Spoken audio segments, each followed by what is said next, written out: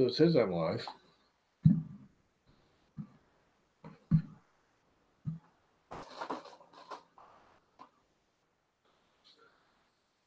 It's warm here in Connecticut. It's almost 80 degrees in here right now. And I got that thing running. It's not great. Starting 10 minutes early. Just because I can. What's up, Carl? You hopped right up. Yeah, I'm just sitting here, so I figured I might as well fire it up and just BS with whoever shows up 5 or 10 minutes early, and we'll get into the subject on time. You want to hop in and do the whole chat thing, Carl? It'd be nice to have somebody else to bounce stuff off of.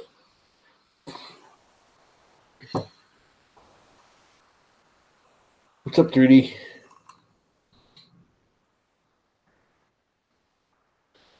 Yeah, I saw that first like an hour ago. I was going to do it earlier, but I had to run to my father. He's getting 22 kidney stones removed from his right kidney tomorrow morning. 22. He has 13 in his left and 22 in his right. 3 of them are the size of a ping pong ball. Kidney stones. It's a big ass kidney stone. I couldn't believe it when I saw the x-rays. It looked like something I'd 3D printed. Yeah, he's not too happy. Certainly, he's been between hospital. He's been in the hospital 3 times, and he's been in the home for, 6 weeks now. And all he wants to do is come home. He's been at a rehab place down the street. Luckily, it's literally only like 2 miles away, but now they can't break them up. They're too big. Too many of them. They're actually, from what I understand, they're originally going to go in through his back and basically they take a little blender and they hit it with a little grinder. They're really hard. I don't know if you ever had a kidney stone, but there's a reason they call it a stone. They're really, really hard. But I guess there's so many and it's so bad, they're literally going to slice his back open, slide the kidney out, remove as many of they can from there, do like they normally do with the smaller ones, go in through your private parts and go up, and then do the ultrasonic for the little ones. That way they can make sure they get them all. But we can only count 22 because there literally could be some behind the big ones. There could be even more. So the only way they can get them all is, and they can only do 1 kidney. So they're going to do the right one, which has the most, because obviously you got to have 1 functioning kidney. Anyway, well, enough of that crap. I get on here to get away from that crap. 3D printing, that thing. It's finally printing again. All of my printers are printing again. And we're going to get into slicers because I've been using Slicer for a while, the last couple of weeks. Not that I've been using it that much because I haven't had a whole lot of time to print. But it's been doing really good. The only one I've been using on is the Max Micron, which is basically a Prusa, right down to the INC board. Direct drive, 2020 aluminum frame. A little smaller. It's a 190, 175. It's a tiny printer. Yep. Yeah, I'm going to get tweets now, too, and messages from all my family because they know he's going in for surgery.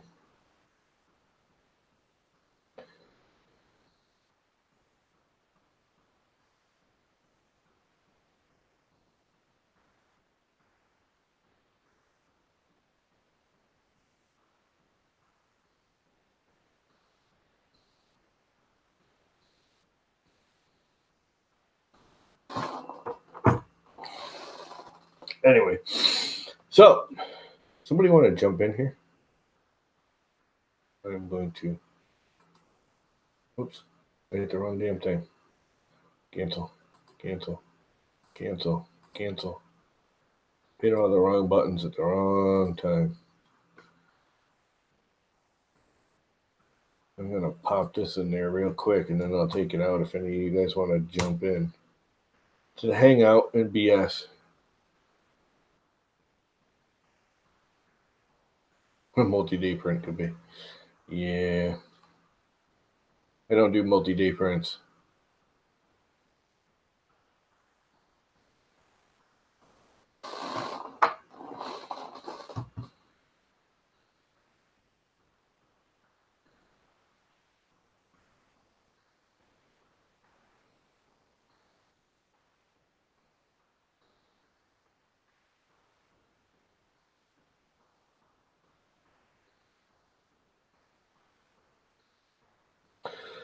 Oh yeah, family.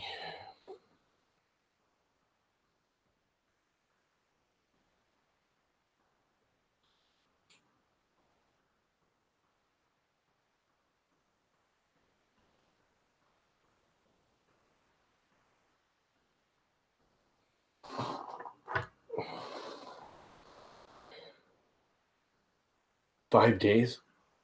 Dude, get on here. I want to see it. Jump in. What's up, Michael? Mr. Castle. I'm going to call you Castle. Castle. Castle.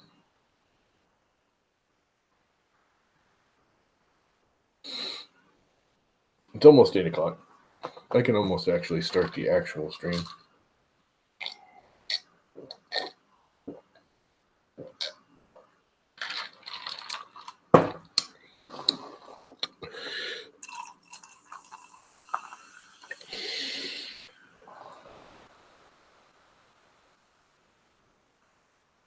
Oh, come on.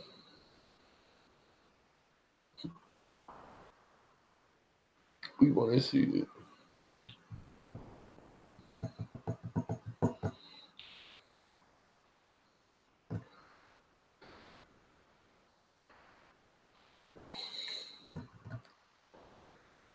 Anyway, all right.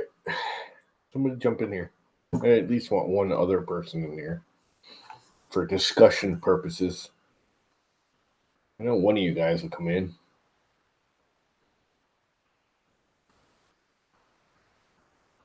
One time lapse that'll break the internet. You ain't breaking the internet.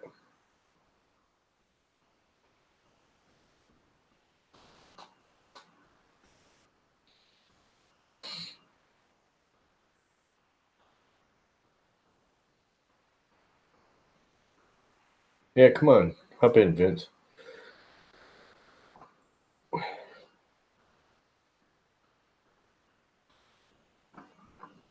You realize I made all you guys moderators. Just saw that. Like, yeah, everybody's in blue. Nothing matters. I don't give a crap. How many people are actually here watching this? Turn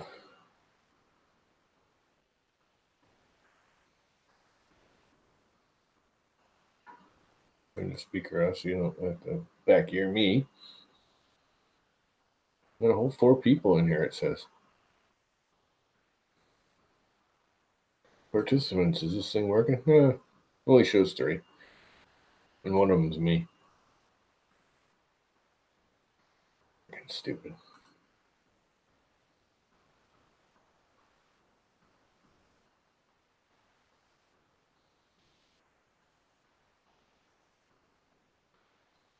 Now I got 2 chats of the chat. I'll delete one. This down here below. Get rid of this. Keep that. Hopefully I got this right. I'm walking the dog about 10 before I'm back in the house. Oh well. Well, it's after 8, so we might as well start this. Okay. Slicers. There's some new slicers. New remakes of slicers. And I like them both. A sea of wrenches. Oh, yeah. In the chat. Yep. Let's go to a screen share. Share. Ooh, I love that for everything. I have Kira also, but we're not even going to get into Kira because that's just Kira. First one is the Prusa Slicer. Yeah, you do. You use Kira. You just use a very special one of Kira.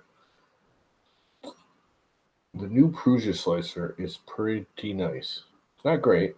Of course, you know what I forgot to do? I was going to get a model ready to show some stuff that I did or didn't like.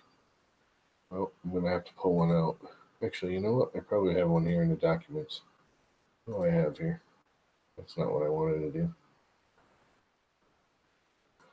Open in Finder. What do I have in here for STL? Not that. Not that. I gotta have something that needs like supports and crap here. I guess I don't. Egg King. White stuff.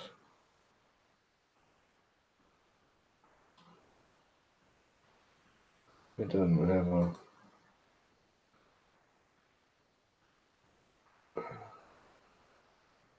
Those brackets. These stuff holes, LED. Nope, none of those.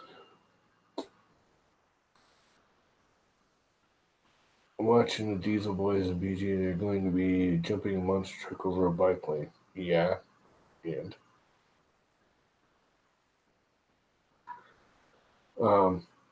yeah, I need a model of some sort. What do I got here to play with?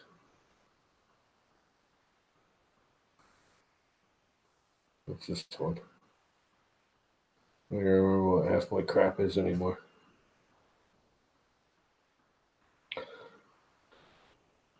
Oh, we can use that. Not that one, not that one, that one. It was STL. Heatsink cooling on the desktop. That'll do it. Okay. I gotta say it looks prettier.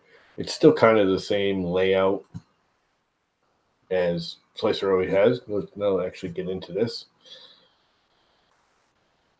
And I'll shrink it down so I can keep chat over here so I can see chat.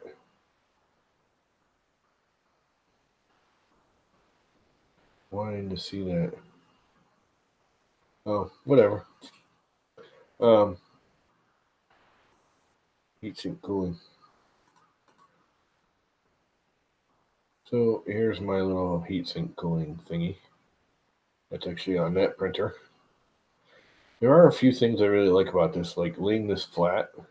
This is nice. You just punch on a face and it lays it flat for you. That's very nice. I never got Slicer to work well on any of my printers until like the last two. And even the last one, I wasn't real happy with it. Didn't print cleanly. This thing's been putting out really, really clean prints.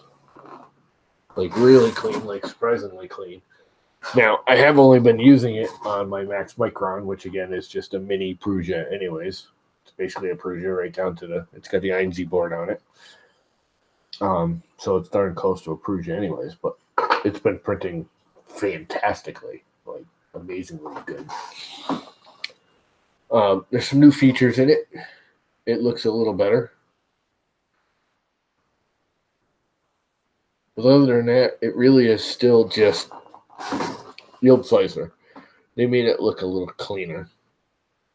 The things I still don't like about it are this whole menu, I guess. It's just, I don't know. It's not, I don't know. It's not terrible. This whole setup here, though, this menu on the side and then these, it's actually good. I'm getting kind of used to it, I guess. It just so reminds me of like Windows 98. At least they changed the color and made it look a little modern. I do like the little color tabs on what's advanced and what's simple, and all that crap. I like that. Filament type is an advanced input. And then the printer settings. It's a little weird. And then you got stuff like this. It's like the bed shape. You have to open up a window to type in your bed shape. I don't get that. Why don't you just list it right here instead of having it a separate window? Why can't it just be a little info tab right here and just put it in there? This Octoprint thing looks pretty cool, although I've never gotten it to hook up. And supposedly it'll hook up to the Duet too, which I've also never gotten it to hook up to,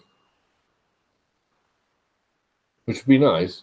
Although I always like to save the file anyways.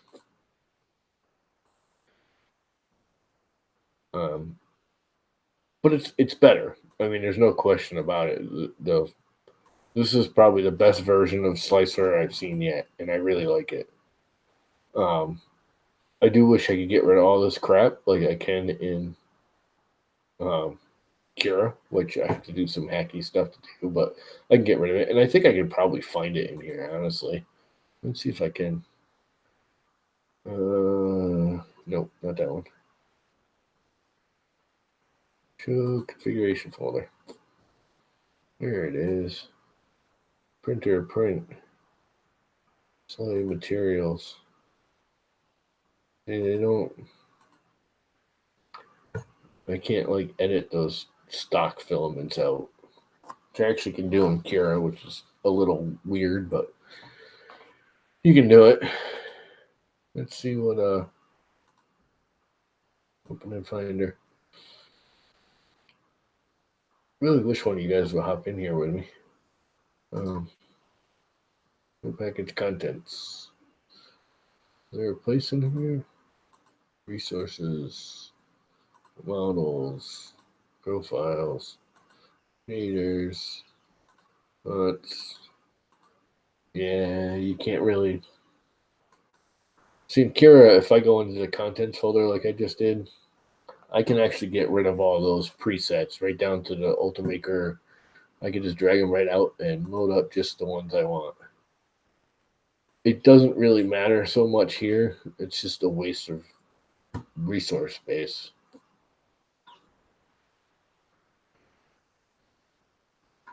But it's not a big deal. Really. It's really not.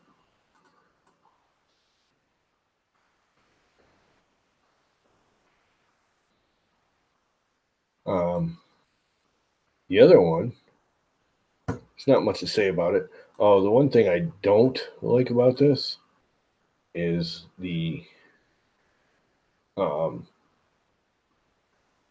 sports. They are better, but I don't know. It's weird the way you got to go about it now. Support material. You have to generate support material, but not auto-generate it. If you click the auto-generate, it will auto-generate them. It'll put them way too much and way too crazy, as you can see right here. This doesn't even need supports here. I mean, it's just insane how much support it puts in and where it puts them and all that crap. Now, they do have the go back up here, print settings. I do not want to auto generate. Now, I thought you had to turn this off, but you don't, and use this. If you right click, you can go down here, support enforcer, and you make a block or whatever. And you move it around and you put it under there. But it's weird the way it works. And a lot of times if you move it and all of a sudden you rotate, it'll be somewhere else. It'll like shoot way off into Never Never Land, and you don't even realize it. You have to be like perfect left and right viewing of it.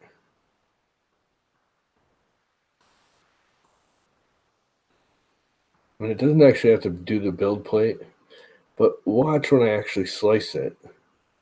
It makes it still overdoes it a little, I think. That's not terrible. But I've had some where I've tried to make a really small one.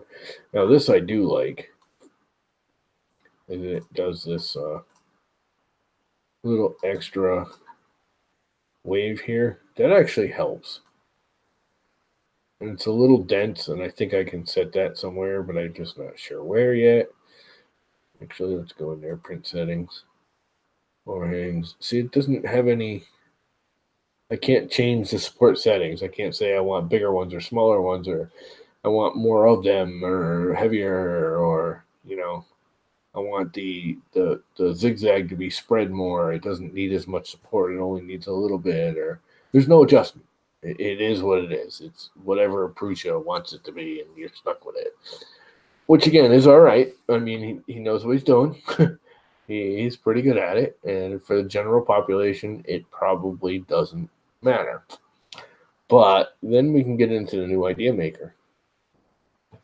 Now I'm gonna hop right in, and this is nice with this right here. They used to have that little 3-windowy thing here. I actually like these simple little tabs much better.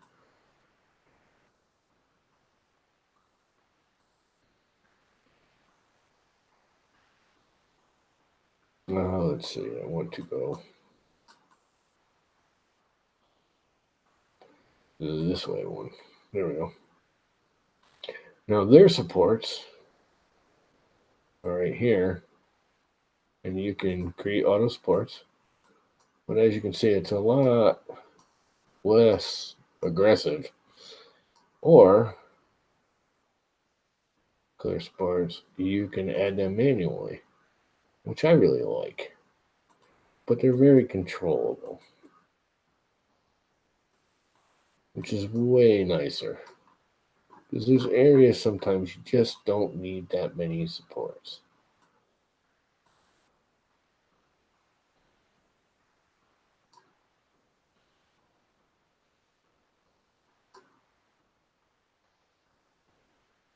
And when you put them in, I can change the pillar size. I can change the overhang angle. I can remove them. I can edit them. So, instead of having a big blob like it had in Prusa, I can just put one here or spread them out. Put one there, one there. And it can bridge between them, which it does pretty well. And when you go to slice it, and I think I have it, just go to base PLA. So I want to use my supports. The preview is nicer. They've colorized it. This is brand new. It used to just be black and white. I personally kind of like the black and white better. I get why people want it. But again, if you look at the supports, it's a lot more controlled. It's not as aggressive. And these come off beautifully. I mean, if you ever use Simplify 3D, the support system is exactly like Simplify 3D. It's actually better, I think. I've used them both. And I think Ideamakers is a little cleaner, neater. It holds better with Ideamaker over Simplify 3D. The new version here is supposed to control mostly these travel paths, which it looks like it's lessened quite a bit. I don't know if you've used Ideamaker before, but there used to be ridiculous amounts of travel all the time. It printed beautifully, but even still, there's a lot of travel here.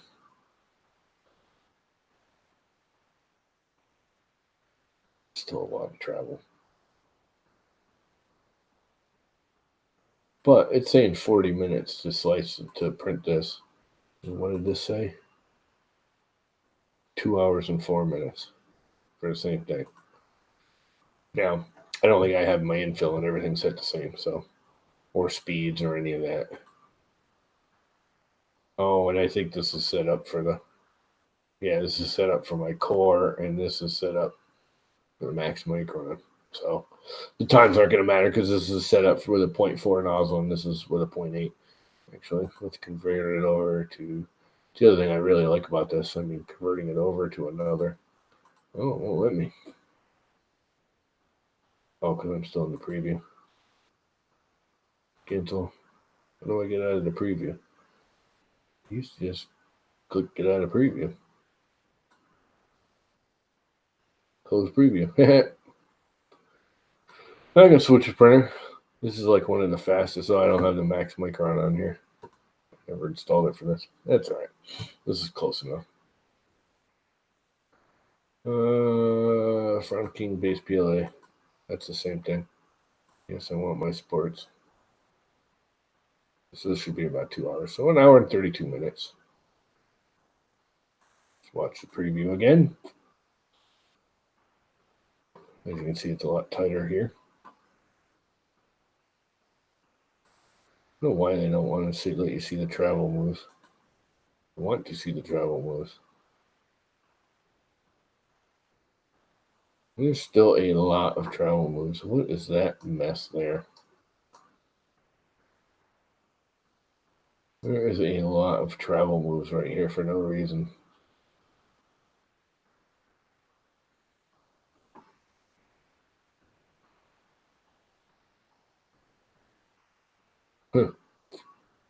But yeah, this little thing up here is a lot nicer once you get used to it than how it used to be. I wish they'd get rid of all these frickin' windows. Like if I want to do anything on my setting, I have to start my slice. And I gotta choose it. Then I get the stupid basics. Then I can go to my advanced, and then I can get into my G code. Now I've got like 4 windows open just to get to my slicing settings, which is kind of ridiculous. If I want to change my G code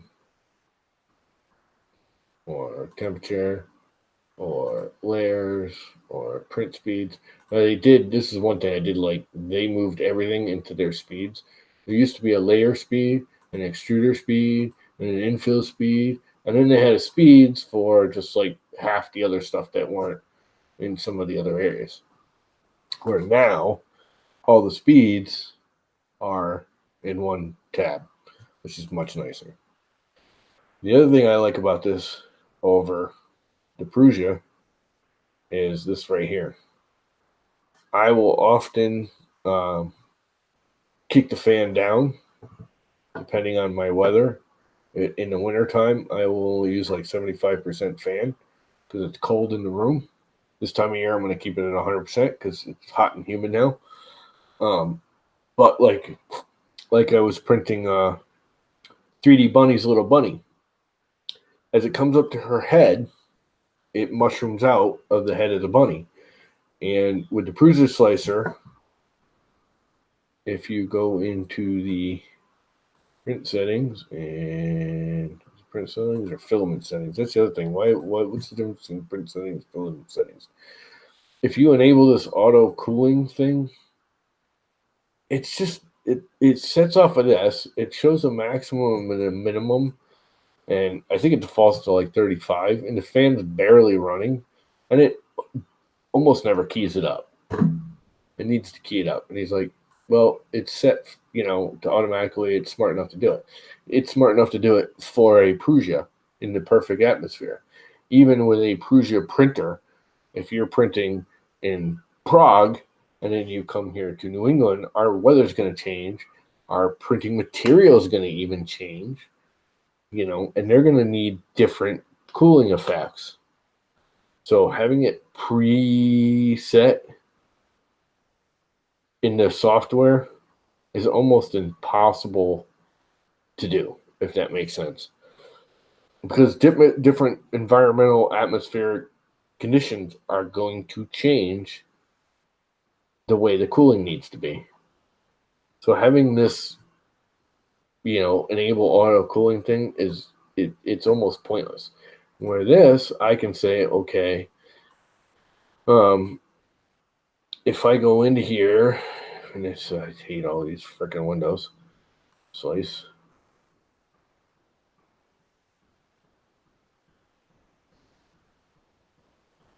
I don't use a mouse. I use a trackball.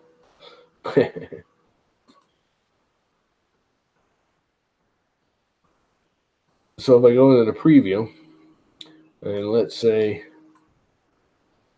I want to run 30% fan up to about here, I can just slide this down and go, okay, right about here, I want to kick my fan on at 100% for these overhangs and the bridging. Now, not only does this have a bridging setting, but I can go, okay, at 11.8 millimeters. So if I just say 11.4, 11.2, all right, at 11, I can go and tell it, if I go through all these freaking windows, I hate all those windows. I wish they'd get rid of them. But I can say at layer 55, add fan point, layer 55, fan speed 100, add fan point. Get rid of this one. Go layer 3, make it 75, add fan point. And it will automatically adjust the fan for me. But I can set it. This is not able to be done on the Prusa. And the other thing is right here, this blip fan speed to 100, lots of fans won't kick on. I have one on the Max Micron. It's actually a Noctura, or not a Noctura. It's a blower fan. But if you don't kick it on to like 75, 80%, explain to me. If you don't kick it on to 100%, and you're trying to spin it up to like 75 or 80% fan speed, it won't even turn on. I'll just sit there and you'll hear that. You have to blimp it to 100% and then kick it back down to 70, which this allows you to do. The Prusa Slicer does not. There's no place here to do that. And it wants to run it at 30% all the time. Now, this fan speed minimum right here, defaults to 35%. The default value is 35. I don't want a default value because the fan won't even spin at 35%. It won't kick on.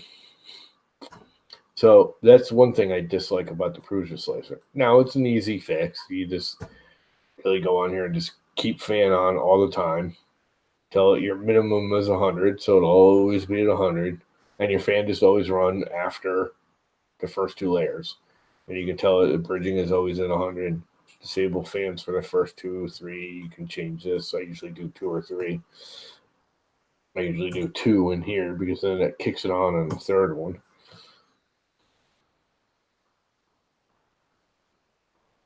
He's got some settings here that are nice, but they're kind of pointless if the fan won't actually kick on. Doesn't make a whole lot of sense. Other than that, I'm being kind of nitpicky, really, because again, I put it on 100%, and which is what I do 90% of the time, anyways. So it's not a big deal, but it's just going to change. This is so much more better. The supports with Ideamaker are so much more better.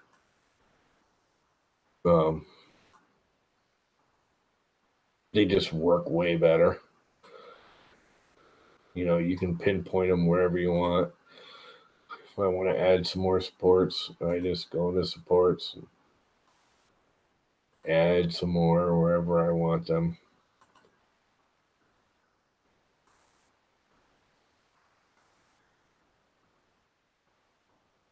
Tell it where I want it. I'm zoomed in too far, so I'm having problems moving it around.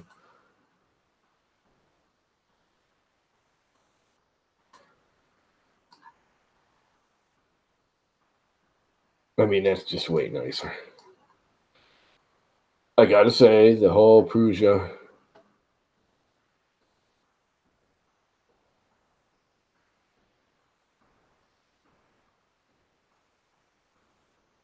Yeah, I don't have the PWM running.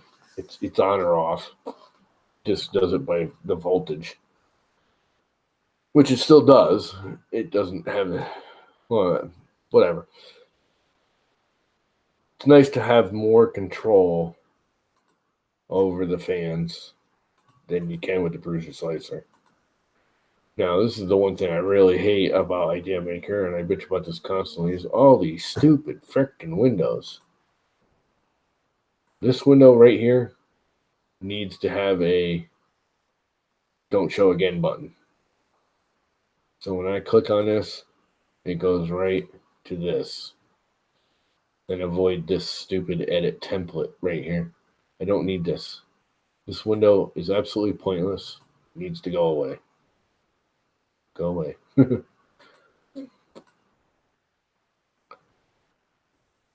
Go away.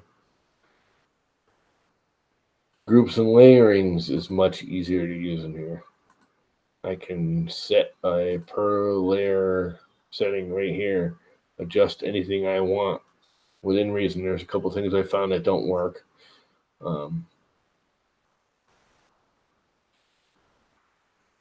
But I can say, okay, at layer, say 5mm, and have it end at 7mm. I can go in and add a setting and change my shells, my maximum, pretty much anything. You can apply coastings and you can change just about anything you want at any point you want, and do the basically the multi-processing that everyone talks about on Simplify 3D. I mean, pretty much everything is there. There are a couple of things that aren't, but you can actually change your seam where it lands. I mean, it's just like overwhelming how much stuff you can change right here, which no other program besides Simplify 3D, Ideamaker and Simplify 3D are the only ones that they all have it to some extent, but not this controllable. Prusa very much controls it on the software end of it.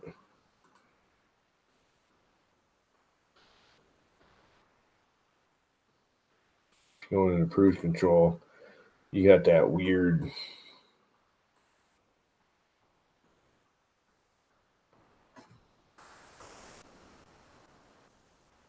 No, mine are 5 volt. My fans are actually 5 volt. Because on the Einz board, the true Einz board, not the Einz Retro, one of the major differences, not the only difference, but one of the major differences between the Einz and the Einz Retro is the Einz, all fans are 5 volt. On the Einz Retro, they are line voltage. So if you're using a 12 volt power supply, you get a 12 volt fan. If you're using a 24 volt power supply, you need a 24 volt fan. But I have the true Prusa Einz board. They should call it, instead of calling it retro, they should call it Einz Prusa Einz or Einz Retro or Ultimaker Einz. Ultimachine, I should say.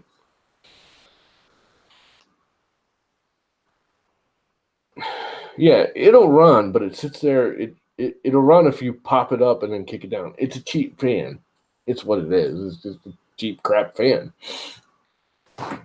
But I got it and like it and run it because it's actually very quiet. It's a turbo fan that's extremely. Matter of fact, I got another one because it is so quiet. You can't even hear my Clorox Y running. That was running all 12 volt fans. And I found these turbo fans, whatever you call them, blowers. They're not actually fans; they're blowers. And I kicked the duet board down to all 5 volt because it's just quieter. And these blower fans blow plenty of air. That blower fan, you can see it right there. That's a 5-volt blower fan. And they blow plenty of air. Not as much as the 12 volts, but there's still a lot of air. There's more air than a regular radial fan. And what's up, Jake? Jakey Matt, Matty Jake, whatever you are this week.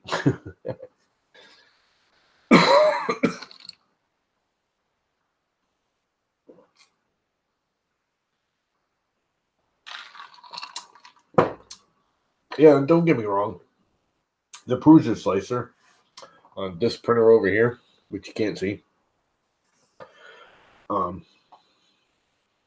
What other kind of question is there coming from you, man? Dude, I want to see. Did you do a video on those fans? Talking of fans. Oh no, it's Matty Jake. He can do some pretty stupid questions. No, I'm just kidding. Yeah, go for it, Jake. Jakey Matt. I'm gonna write a rap song about your name, man.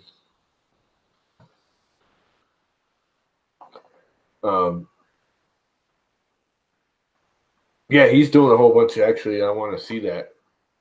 You want to jump in here, Matt? I think I still got the link. You want to jump in? I actually want to chat with you about fans. What's up, One Raz? Yep, I'm a llama with a hat.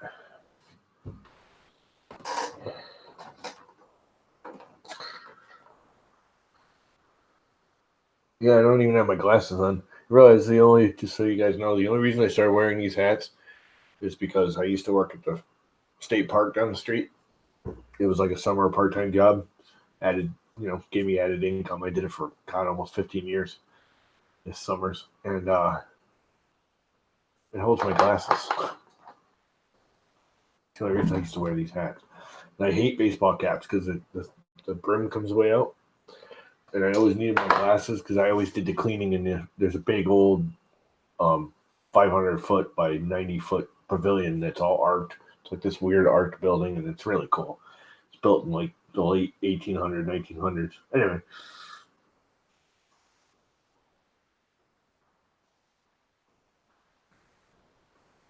But why can you run 5-volt fans directly off the board by typing into 5-volt and ground? You can.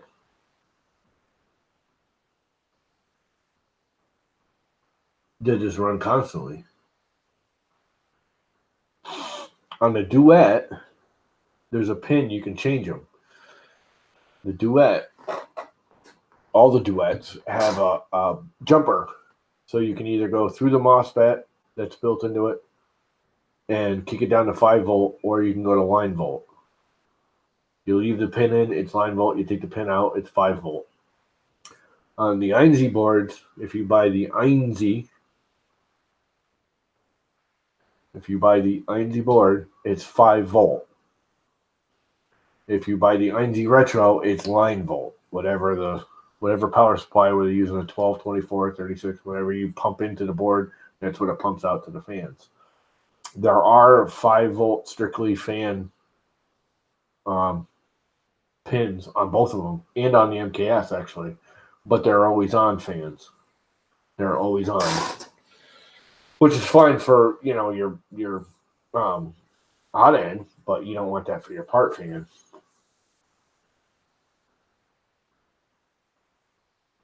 Yeah, almost every board, the MKSs, the Duet, the Einzi, they all have a 5-volt pin out. You can plug a fan into that, and the minute you turn the printer on, the fan's on, which is fine. I ran that for that. The only reason I went to 5-volt were two reasons. One, I wanted that blower fan. That thing is awesomely quiet for a blower fan. And it's a cheap piece of junk I got off of Amazon. I don't know why it's so much quieter. It blows a lot of air for, again, it's a 5-volt. The 12-volt and the 24-volt push more air, but it still pushes way more air than a regular radio fan. But I went to 5-volt on this for that. And because when you go to 5 volt on the Duet, you can have it thermally controlled on the hot end. So it doesn't. My fan doesn't come on until I hit 45C. So it's not running constantly. Because a lot of times I leave this printer on, forget it's even running, and the fan's just sitting there running for no reason. Yeah, they don't really need to be anymore. If you have a good board, if you have two things, you have to have thermal runaway on, and you have to have a good board. If you have a good board like the Duet or the INZ or one of the MKSs, or Jake, didn't you do the? Aren't you doing that fancy 32-bit board there? The S.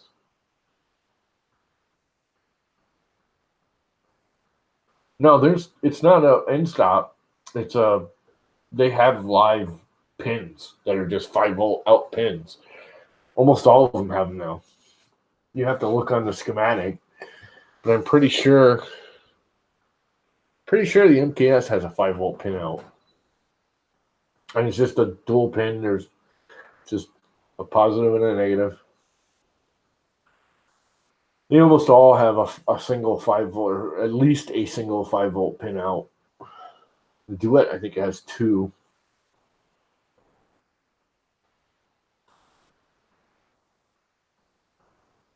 And I can make that go away. God, I'm sick of that. All the windows in that thing. Chrome, new tab. I really wanted on that one, but okay. Let's share my screen. Share screen. Share. Go here. Duet. Wi-Fi board. What are these? Should have the schematics. Done the Duet. Where's the schematic? Come on, they usually show it right here.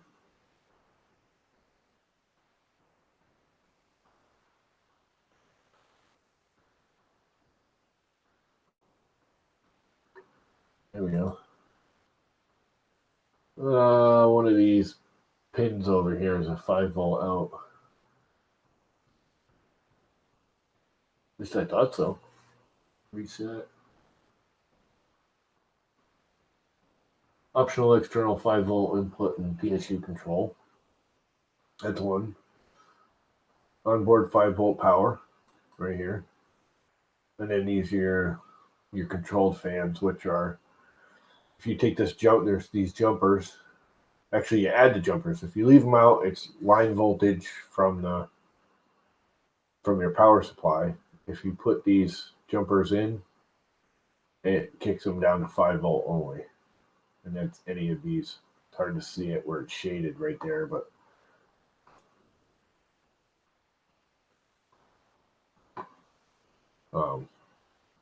you can change this on the Duet from line voltage to 5 volt.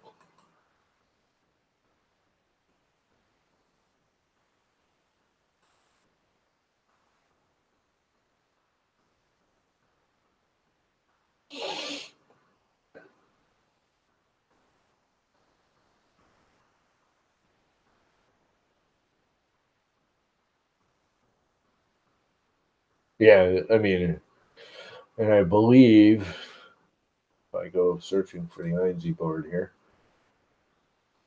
it has the same thing. Spell it right there, Tom.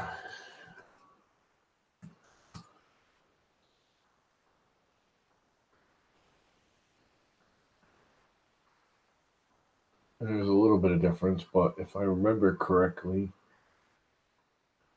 one of this right here, I think, is a 5 volt out. I have to look at the actual schematic, dimensional drawings. You know, the rip-rappy thing. It's going to connect.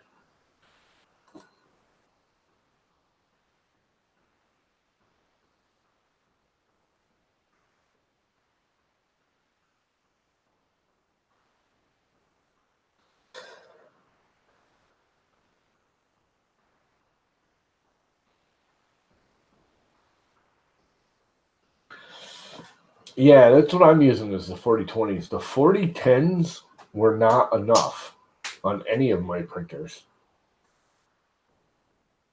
Hang on there, Jesse. I'm going to make you a moderator so it doesn't keep trying to. It's going to keep trying. You're not supposed to post links, but now you can.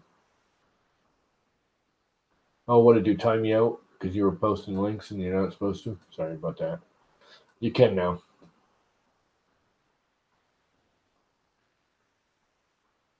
You can post links now. I just made you a moderator, I think. Did it make you a moderator? Moderator, yep, it made you a moderator. So, yeah. Here's the 9Z board. Which one's that for? Oh, that's for the SKR. That's what you're using now, right, Matt? Is the SKR?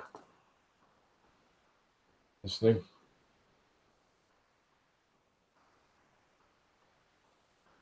Yeah, right here. These are 5-volt auxiliaries. And really, I can't read these schematics like this. I'm not a schematic-y kind of person. This doesn't want to load. Control drawings? No.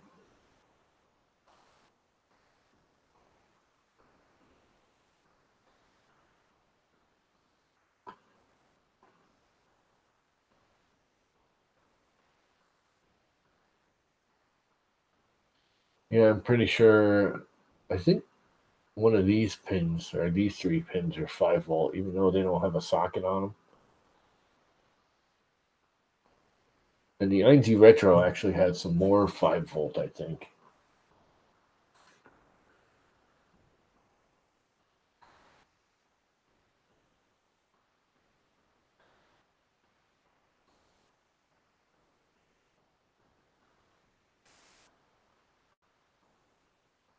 Yeah, no, I couldn't.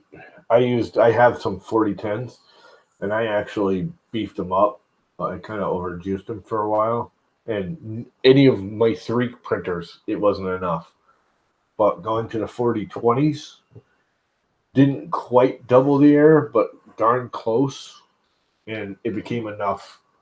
Because actually, the ones I used to use that aren't dead silent, but pushed more air than the Nocturas were the. I saw you had one in there, the noise blockers. Those are actually kind of nice fans. They're not as quiet as the Nocturas, but size for size, if you get a 4010 Noctura and a 4010 noise blocker, the noise blocker pushes more air. It is a little more noisy, but they're not ridiculously noisy like cheap stock, Ender style. I kind of want to try one of those fans you got there that the sun on there. Because those actually look nice. Not only that, the one thing I really hate about the Nocturas, and it's so stupid, I shouldn't care, but it bothers me. I hate the brown. That tan and brown just looks stupid. I want black or colors. That's the other thing I like about the noise blocker. I kind of like the black frame with the blue or purple fans. It matches my blue and purple printers, black and purple. It's purple. The noise blocker looked really nice on that when I first built it. But the 4020s, even the Noctura 4020s, push more air than the noise blockers did. And they're quieter. They push more air than the 4010 noise blocker, and it's quieter than the noise blocker. But I did like those noise blockers. I ran them, so I still have some.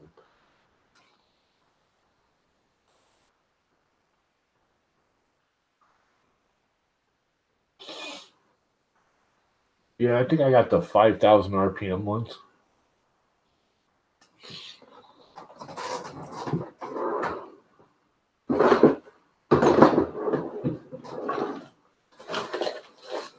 As you can see, I did a lot of fan testing too.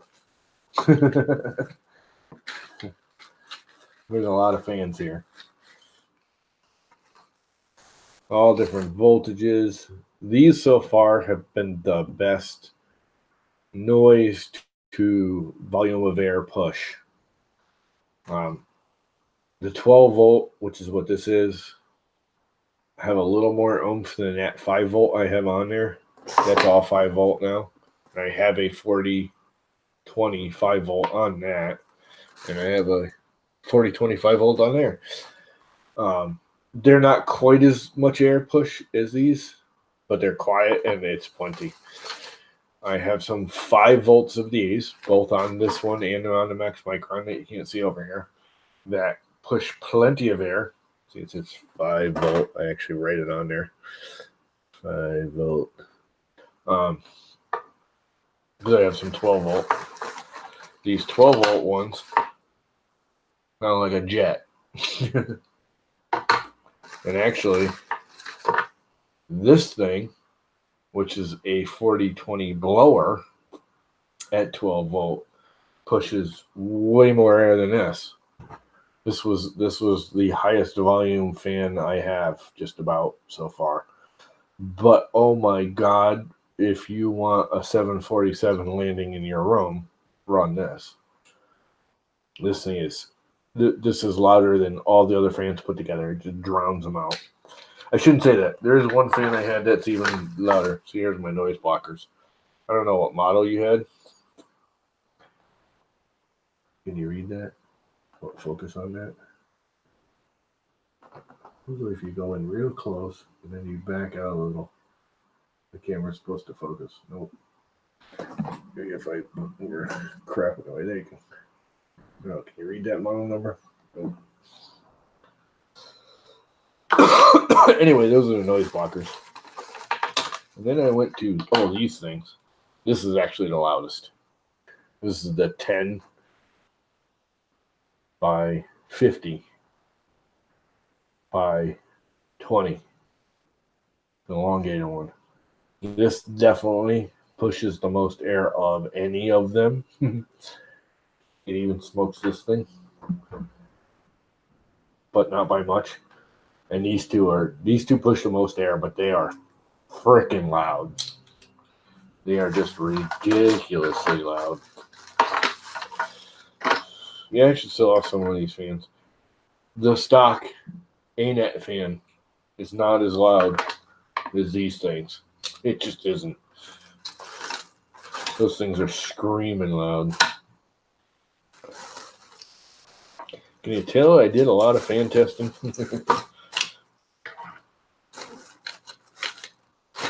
Trying to find one in the Nocturas I like.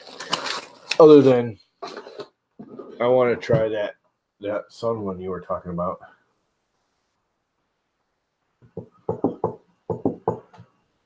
The Sun On or Sun In or whatever they call it.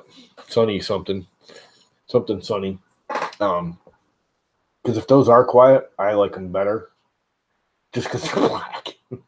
If they push more air than the Nocturas for the same or slightly close noise level, because the power supply makes the most noise now. You can barely see it right there.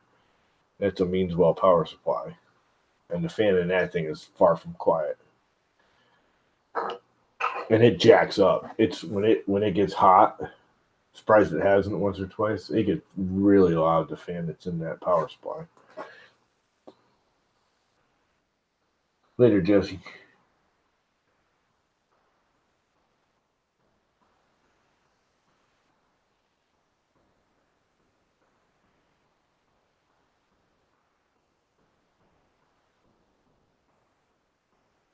Yeah, I wasn't reading the chat, but the air pumps do. I've actually been thinking of going for an air pump on the part cooling. An air pump will push more air.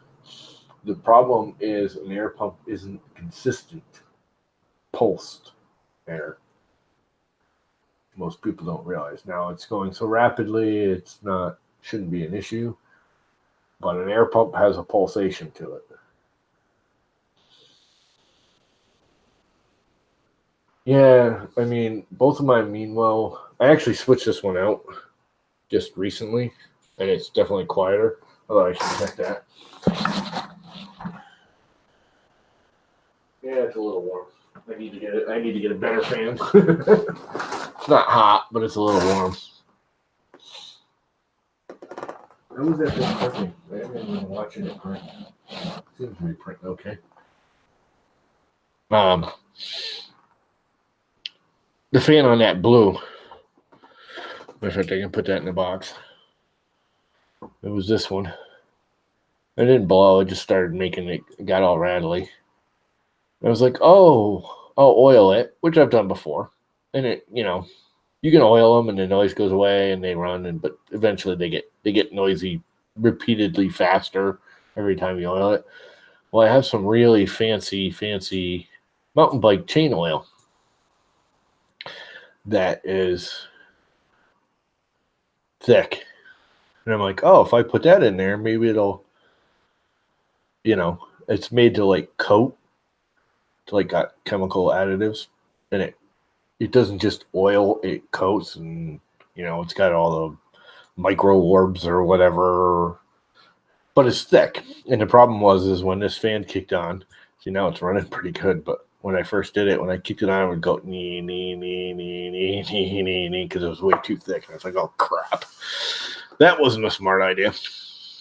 I took a lot of it out, and I put a good old 3-in-1 in there and mixed it with it. And actually, this is going pretty smooth now. I could probably put this back in there, but why bother? I won't bother.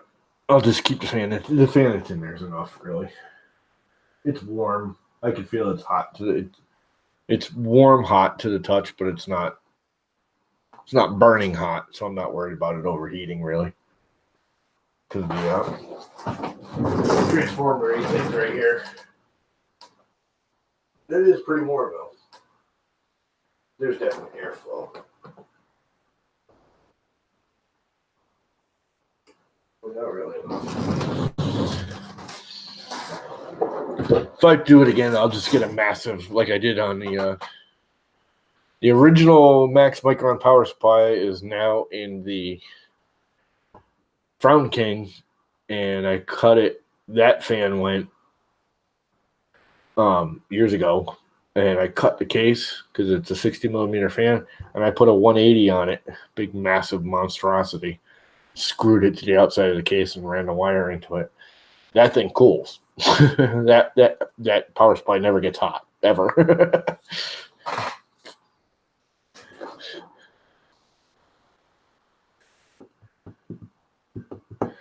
Yeah, no, it's just we don't want it getting hot at all. That's the thing I gotta check. Yeah, see, these things are getting warm. The actual stepper motor is starting to get warm again. Summertime, because it's 80 degrees in the room. It's only 66 out. I actually got a fan in the window blowing at me. Otherwise, I'd be freaking dripping with sweat. 80 degrees is too hot for me. I don't like 80 degrees. But anyway, as to the slicers, this is the first thing I've sliced with the new Ideamaker. It's just a spiral vase. Yeah, it's like 66 outside, but it was in the mid upper 80s all day today, so the house is still hot. I had all the windows open. It's only been like the last week. It's been warm here, not even the last couple, 3 days. We've had rain every day in the 50s and 60s for the last like 7 weeks, 8 weeks, 2 months. It's been miserable here. We had absolutely gorgeous weather for the last like 3 to 4 days. It's been raining every night, just a little shower, and then sun pops out first thing in the morning, stays all day. It was the bluest sky I've seen in years today. It was absolutely clear and gorgeous.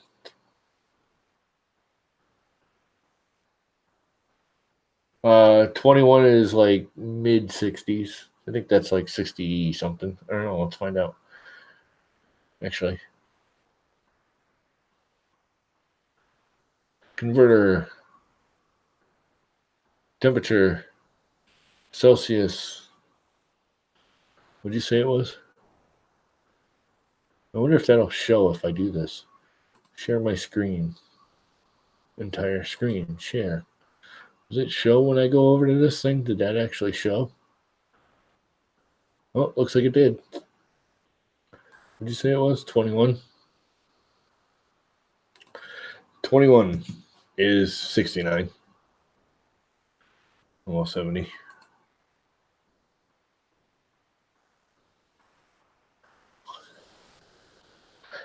It does show, right? When I kick it over to this. You can see my weather. See, it's 85 today. Tomorrow's supposed to be 65. That's like normal-ish, 72. Rain, oh, here we are. Back to rain and thunderstorms pretty much every day. This is more average weather. This is hot for us right now.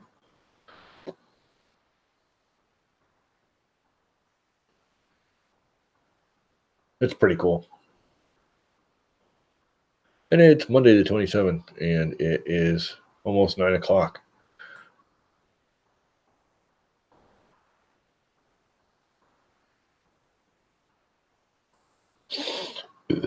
Actually, I think you can do that on a PC now, too. To the mini apps or whatever they call them on the PC.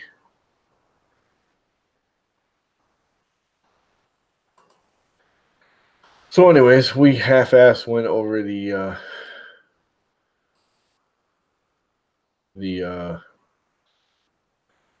slicers.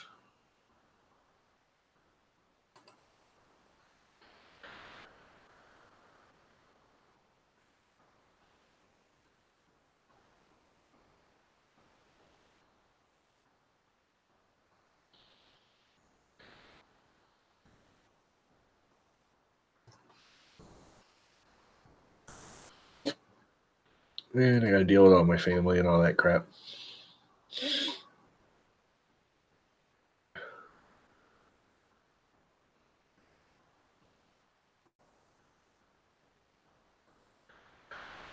What's up, Lightspeed? You came in a little late. I'm probably gonna shut it down. Actually, you know what? Yeah, I still got a half a ginger ale. I was thinking about having a rum and coke. 9 o'clock. I do have to go to the home very early, but that's all I have to do tomorrow. Because my father is going to be on the operating table, so I don't need to be there.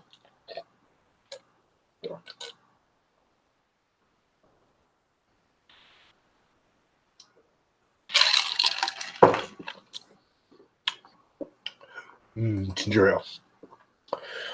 I like me some ginger ale. Good stuff. Bad for you. But of the bad for you sodas, it's probably one of the best. Although it's still soda. It's garbage and you shouldn't drink it. And you end up like this. All fat.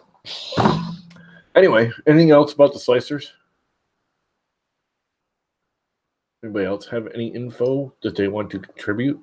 Positives or negatives they noticed about Prusa Slicer or Ideamaker or even Cura or Simplify 3D? Yeah, we'll see. Slicery stuff. I gotta say, I've been using the Prusa Slicer and I'm liking it more and more.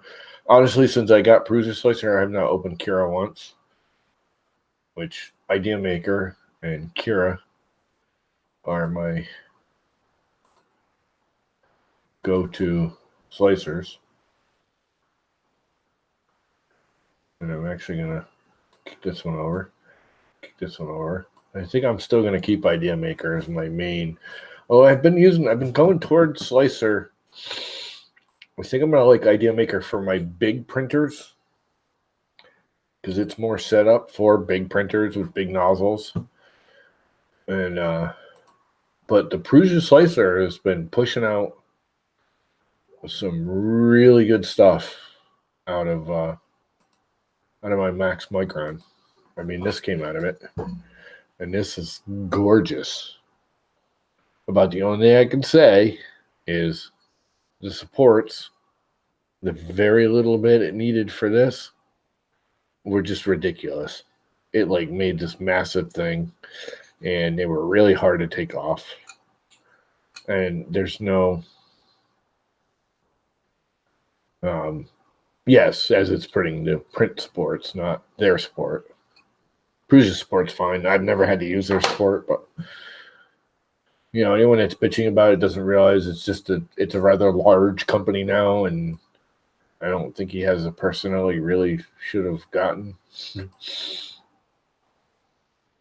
But he's got pretty good sport. I have a feeling if you're an arrogant idiot, they kind of ignore you and say whatever. But Ideamaker is still by and far the best of the freebies supports, and I still like it better than Simplified 3D. You can see I don't even have Simplified 3D loaded anymore. Don't need it. Ideamaker does anything it needs and does it faster, better, and cleaner. I do believe the print speeds are better with the new Ideamaker. I can probably find out because I have them both installed. Let's add the heatsink cooling. Take this, rotate it down flat like that. Let's just auto support it. So it'll be the same. And start slicing.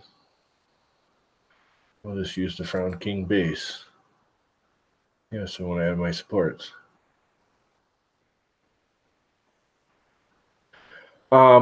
Yes, it's more true. It's still not perfect. Like this, it says, here, I gotta share my screen again. I did all that. I didn't have my screen sharing. Like I just sliced this, just a little model I had loaded. There's all the supports. And you can go into the preview. The preview is now color. It used to be only black and white. Honestly, I didn't care. I kind of liked the black and white because it actually showed head movement and only head movement, but it's still way more accurate than most of the other ones. Most of the other ones, they overblow the, especially Simplified 3D. They overblow these lines, so you really can't see. They overswell them, if that makes sense. Oh, wow, that's new. I don't remember seeing that before. This is new, which is nice. I kind of like this better. Used to have this weird, like, rotating in the 3D world thing that looked cute. It just didn't work that well. Close preview. Let's try it with the old Ideamaker. What did it say? 1 minute and 20 cancel. 1 minute 37. 1 hour 37 minutes 42 seconds. So let's go to the old one and see if it actually changed it. Yes, I know you have a new version because I have it already, you dummy.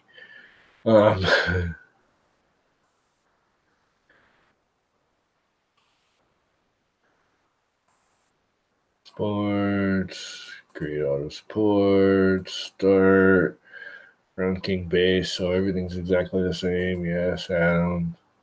Let's see if it estimates any different. It's 1 hour 43 minutes. So by their estimations, it's 15 minutes faster. Now in reality, okay, with Ideamaker, I usually for every hour I add 15 minutes, and it's usually pretty darn close. So like an hour and 45 minutes would be right around a little over 2 hours of actual print time. Cure is way off. The Prusa Slicer, I haven't really looked. I haven't really paid attention to the current one. I do like this, where I can just hit the thing and it flattens it. And it puts that face down. That's kind of nice. I didn't think I'd like that when I first started playing with this. I don't know if the settings are equal. I haven't converted over to settings yet, so. And this is with the max micron, so it's not going to be the same. 1 hour, 50 minutes. Do we have the Front King sitting here? No, I don't. This is with a 0.4 nozzle. The other one was a 0.6 nozzle. I know this is off, though, because I was printing something. Oh, I printed this. And it said it was like an hour and a half, hour and 45 minutes to print this. And it took over 2 hours. So it's about the same.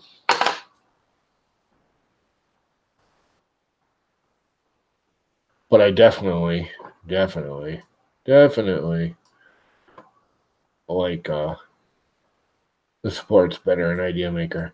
Again, this new support enforcer thing is better than Cura's,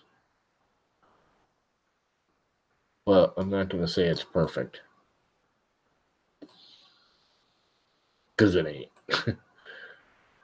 It just isn't. And I keep finding myself, I'll go to a side and then I'll move it around. And then I'll go to the top and see it's like it doesn't move evenly. I've had it sometimes where I'm moving it this way, and all of a sudden I'll go to here and it'll be like down here somewhere. I'll be like, what the hell? I was moving it side to side. And again, I know it's part of the view, whatever view I was on. But for one, there's no, at least not that I can see, there's no view angle.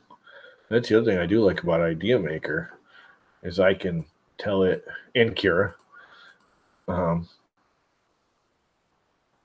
can tell it to sit in a particular view. I can home it, which is there, or I can look from the top or the left or the right or the top, and it'll go, it's the direct view or the home. Where the Prusa, you can't do that. So when you're doing this, you kind of have to guesstimate, okay, I'm looking at the side now. Which again isn't that bad, but look, I'm going forward and backward, and I'm trying to go side to side. See how it's like going diagonally off into the Otherlands. And look, it's way the hell over there. And that was just, I'm barely moving my mouse. And it's hard.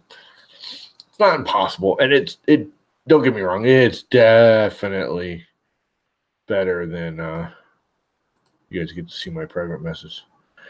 That's from my Aunt Jackie. Yeah, I'll keep you posted. Everyone wants to know what's going on with my father.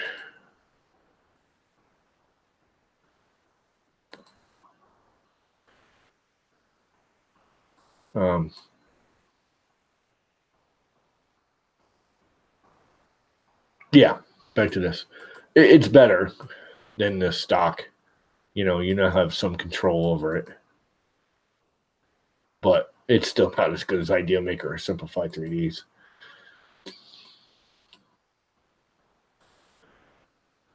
But we could do without all these freaking windows in Ideamaker. If Ideamaker would get rid of all these windows, I would be just that. There'd be no question. That would be my go-to all the time slicer. And add the alternating.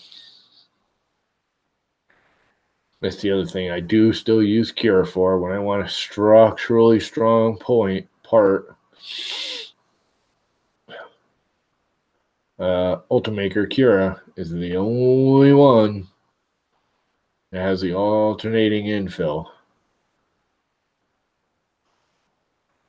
Loading interface. God, it's a pig though. Look, it doesn't load all of this right away. It just sits there and thinks about it. Oh, there it goes.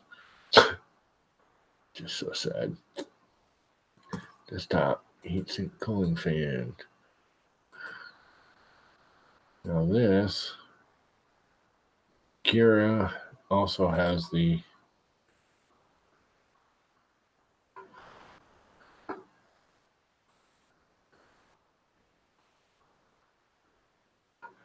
but it won't, it's like weird. I don't know.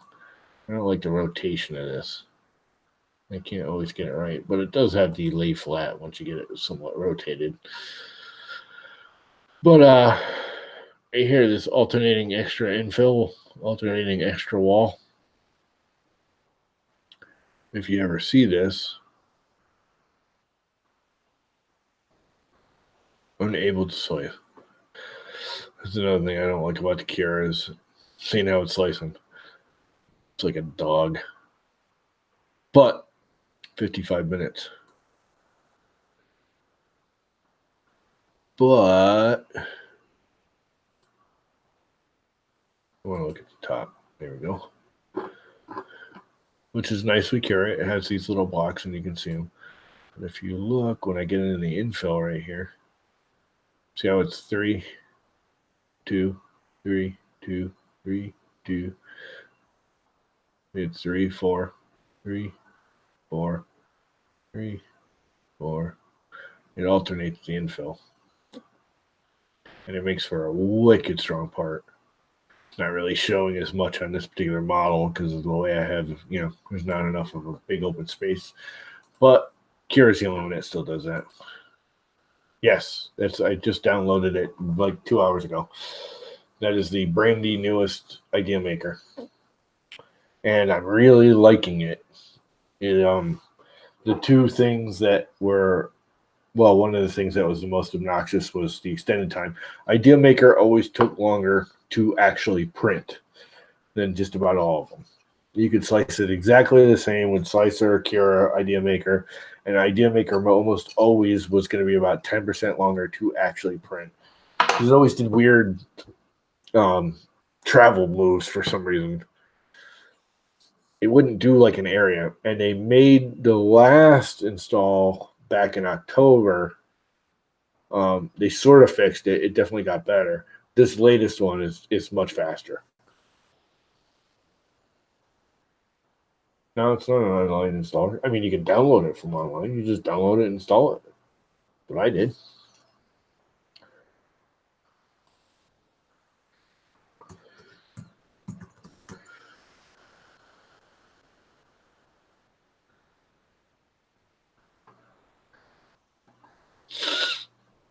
Download now. And you select which one you want it for. Windows, Mac, or Linux. And it just downloads. See? Download. Done. No, it's not an online installer. It's not perfect, like any of them. The freaking windows are annoying as crap. They have fixed some stuff. It actually doesn't look as pretty. This button here used to be like this weird. Well, here, I wonder if I can bring them up both at the same time, or if it'll freak out. Yeah, see, they used to have this weird thing, which is your slice, your import. I don't remember what that is. Oh, that's the export, which was, I mean, it's cute, but it's kind of, this is easier to see. It's not as pretty, but it just works. You got the modifiers and all that crap, which I really don't use that much. You can start slicing right from here. It used to be up in here. It also has one of the best repairs, although I haven't used the slicer repair. The Prusa Slicer's repair tool. I hear that's actually pretty good too. This does have a really good repair tool. If you have one, it'll come up and tell you right away if you have like bad vertexes or whatever. This little check mark will be either yellow, which yellow it will still print, but there's errors. Red, it won't even let you slice it. It'll just be like, screw you. And you just run it through the repair. And it will almost always come out with a check mark. And the other good thing about it is if you have a bad model and you do that, you can actually come up here and you can export that model that's fixed. So instead of using like Mesh Mixer or NetFab or any of those to fix your models, you can do it right here in Ideamaker, which I believe the new slicer will do too, because I know it has a repair somewhere. Arrange, copy, paste, add instance.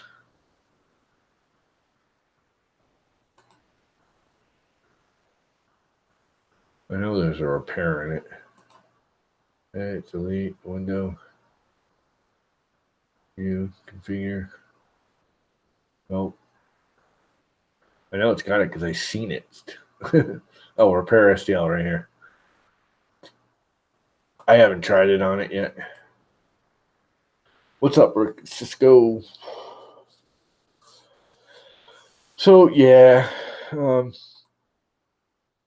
I'm kind of bouncing back and forth between those two. I literally, since I downloaded Slicer, Prusa Slicer, I have not opened Cure. I've used Ideamaker very little. I downloaded the new Ideamaker today. I think I'm going back to Ideamaker, depending on what I need. Definitely, if you need a lot of supports or something, no ifs, ands, or buts, use Ideamaker. It's got by and far the best supports. Not only do they come off easy, but when it comes off, the physical pieces underneath it are very clean. This was done with the Prusa Slicer, and it's not terrible, don't get me wrong, but it was really difficult to get off. They were stuck on there. I thought I was going to break it getting them off. It is pretty clean underneath, but probably not as clean as Ideamaker. And Ideamaker, and it put this massive for this little thing. I mean, this is the only place this whole thing needed supports is right here. They printed it flat like this. It needs a little bit of support right here because you can't really see it, but the cable mount is just a hair up off the build plate. So it needed a little bit, and it just did this massive support system underneath it, which was unnecessary. It just didn't need it. What? Ideamaker? Ideamaker has the exact same support structure as you can auto create. Same as Simplify 3D. Remove them. Little towers. Okay, what happened? Remove. You can remove them. You can add them. You can manually add them wherever you want. See how like I can go underneath this and put it right here, or I can go on top of that and put it right there. You know, I can put it in here if I want. It's just a really good support system. It's by and far one of the best.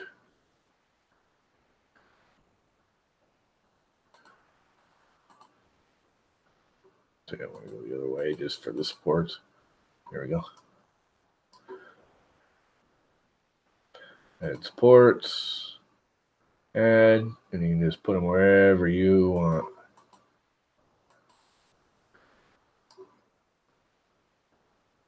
Just like Simplify 3D. But they're actually better. They actually print better, I think.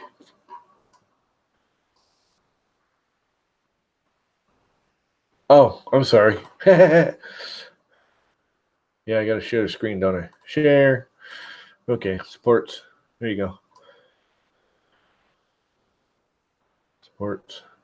Let's clear them all. Yep.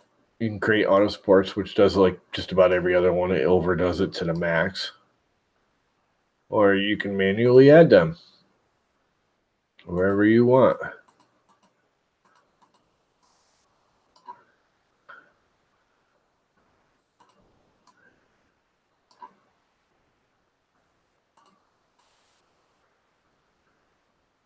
And, you know, I made this big mass there, but it'll even it out when you slice it. It'll even it out to one, you know, set of towers. and they're just they just print nicer. And this is the old version. Oh, look at that! It did colors, so it's taking that. Oh, this is the new version. What am I saying? See how they're, you know, the regular zigzag pattern, and you can set all that too.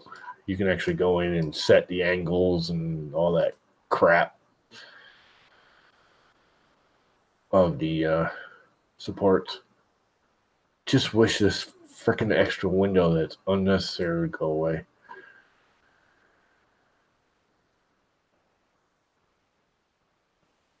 You can actually set your overhang angles, the angles of it, just everything. The actual angles of the supports themselves.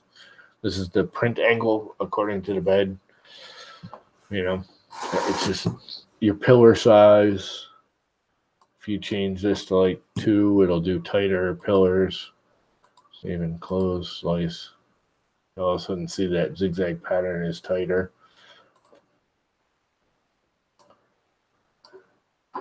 See how that's a little, oops, it's a little tighter together.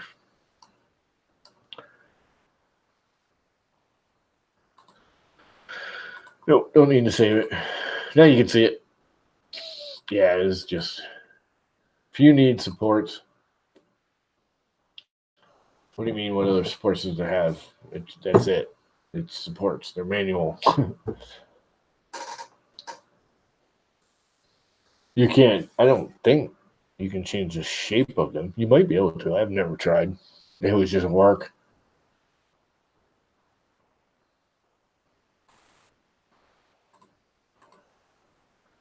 Share screen.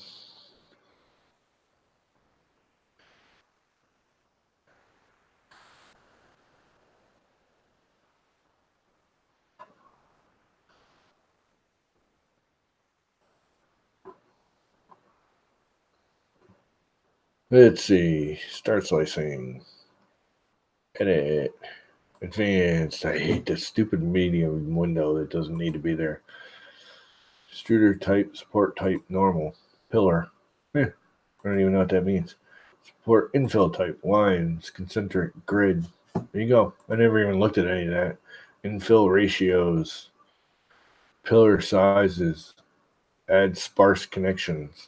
I mean, there's just so much you can do with your supports with this. And honestly, you don't need to do anything. I've never had a problem with the supports on this.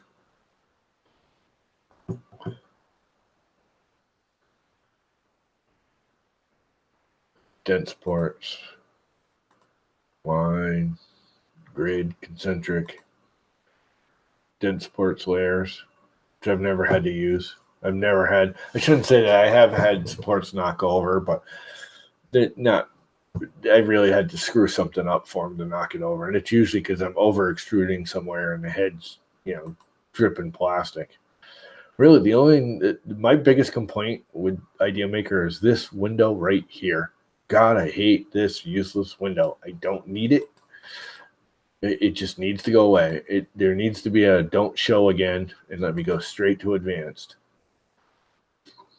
Because all it is one more stupid thing I got to click on for no reason. It's just useless. And it doesn't even make any sense. I mean, the only thing you can change is your infills, your shell, and your supports.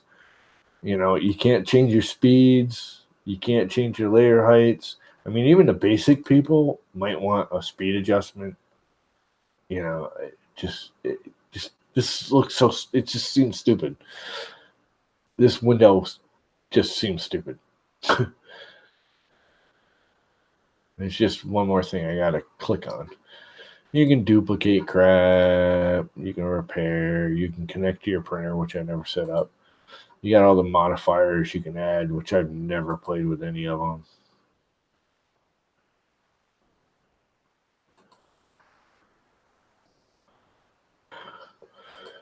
It's just a good slicer. It works well. I'm not going to say it's the best one. I'm kind of torn between the new Prusa Slicer. I'll tell you what.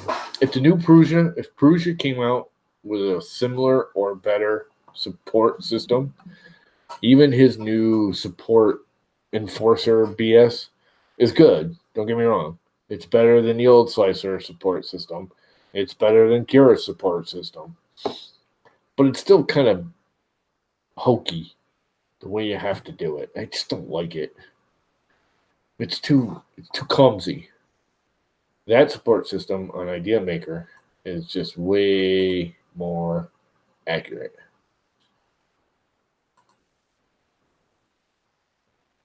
There's just so much you can do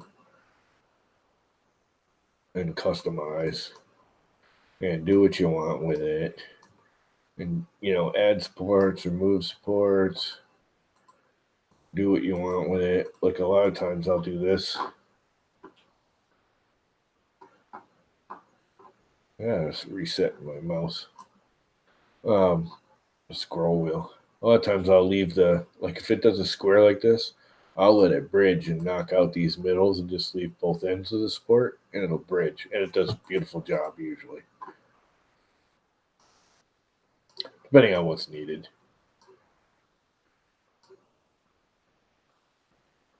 And they just come off well. It just works well. It's a good support system. And again, I always just left them and they're pretty much stock settings. And I never had a problem taking them off or putting them on or moving them around or getting them off the model after printing. They usually don't fall over. It's just way better. But the Prusa one, and of course I didn't have a screen share again, so I was clicking on that and you guys didn't see any of it. But oh well. I was just playing with the sports like I've done 3 or 4 other times during this stream. How far are we? 62%. If the Prusa Slicer was close, let's show the Prusa Slice.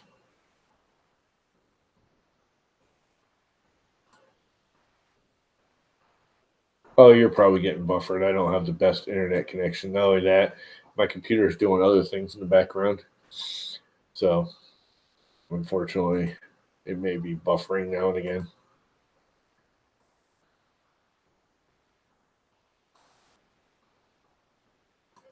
I do like this. This works well. The flat face, as long as you have a flat face.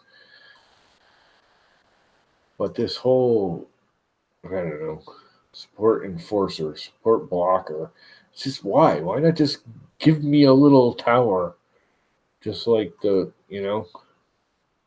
thing is kind of obnoxious. It works, don't get me wrong.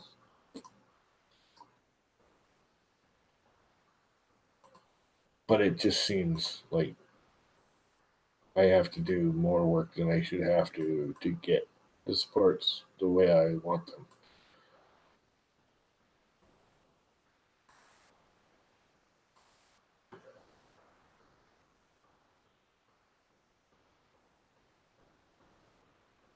Is that good? Is that not good? Am I overlapping enough? There's no way to know. Where with the Ideamaker, I click on it, I know exactly where my supports are going. I don't have to play games. I don't have to go and slice it and look and see if it does it.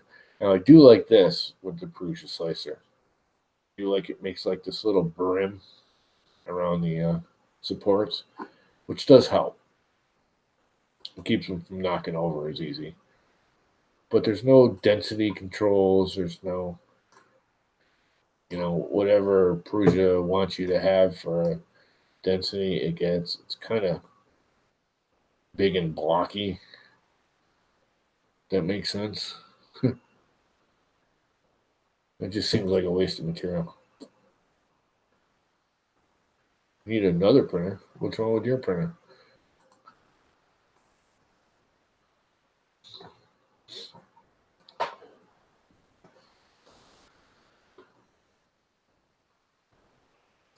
What's wrong with your printer there, Raz?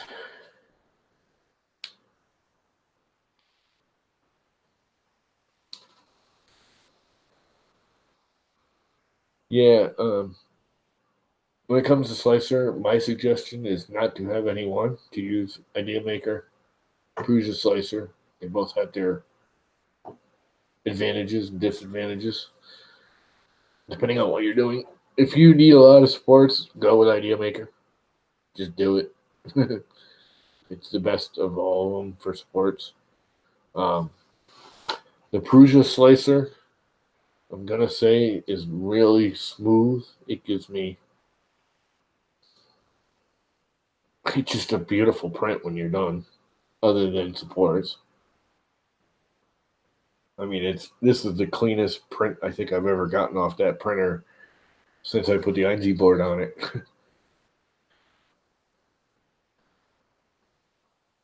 It is just a really, really smooth and clean print. And this is the Prusa Slicer. But it is an ING board, which is, I mean, Max Micron is basically a Prusa printer. When you get right down to it, it's very similar setup. I haven't tried the Prusa Slicer on this yet. I had it set up, but I've never sliced anything for it and printed it. I did slice some stuff just testing to see how it came out, but the Ideamaker is working very well. Yeah, I have no choice. I have very limited time right now with my father's illness and my mother not being the healthiest person in the world. And I played nursemaid like 12 hours a day minimum between the two of them. I usually get a half hour here and there of my own time, and that's about it. I mean, doing laundry, doing dishes, helping my mother, feeding them, making food, cleaning, nonstop, back and forth to the home. Anyway, that's another whole story.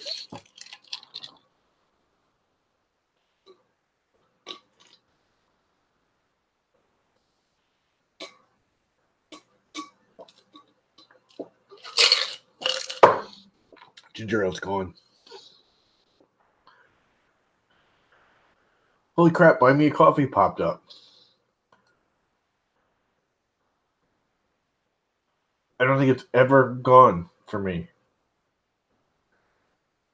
I set it up years ago. Does it actually work?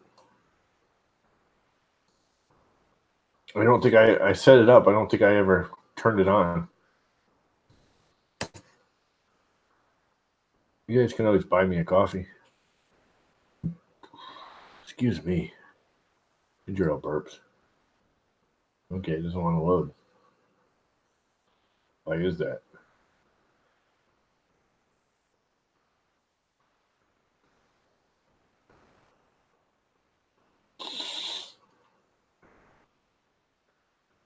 Only not with Ideamaker. Oh, I shouldn't say that. I have a couple of filaments. I find some of the really the best HTPLAs. Protopasta sometimes won't come apart, depending on how hot I run it. If I run it a little hot to get a better finish with the protopasta, I have a hard time getting the supports off. What's the other brand? There was another brand. It was a cheapy crap. Oh, monofilaments direct, and not U.S. monofilaments. If you get the maker box, they had U.S. monofilaments from Vermont with their sample in there. There's another monofilaments. There's U.S. monofilaments out of Vermont, which is an HTPLA. And then there's monofilaments direct out of Massachusetts, who make a filament, small company. It's a cheap, inexpensive, $20 roll of filament. It's basic PLA. Theirs, I can't, no matter what I print with, it would supports. It has a hard time. It's really soft. It prints beautiful. It's nice. You get a nice finish, but it's like, it's a really low temperature, soft PLA, which gives it that smooth finish, but it makes it so. And I think what I got to do is just kick it way low. I think I could go like 190, 195 print temperature, but I never go below 200. It's just too low for me. Doesn't seem right. But it's good film. And I mean, I've used it a few times. I've got the black. It's all right. I try and support the locals over. I want to. My next one. I do a lot of snow labs. The snow labs has a hard time sometimes getting the supports off of. They like to stick to themselves with that. With the snow labs HTPLA.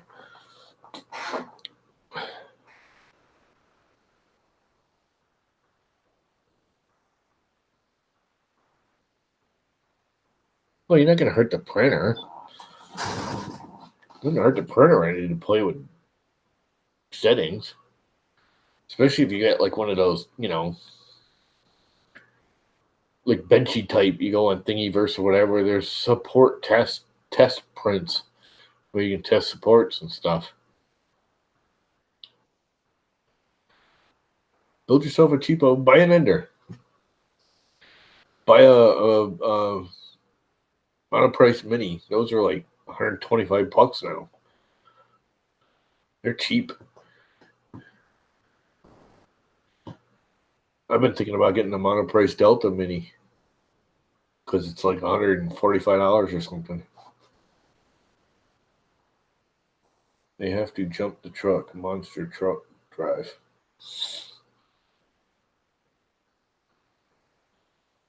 Okay, whatever that's about. Oh, that's right. You're watching some goofy monster truck thing, aren't you?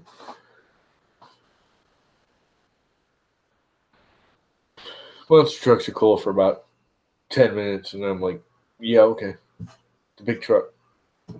All you can do is drive it around the little field. Can't really drive it down the street. Can't really do anything but drive around the arena in it. I mean, they're cool. Don't get me wrong. It's like the mud dragsters and the mud racing and all that. I think that's cool as crap. But okay. After about 10 minutes of that, I'm like, yeah, okay. It's all the same.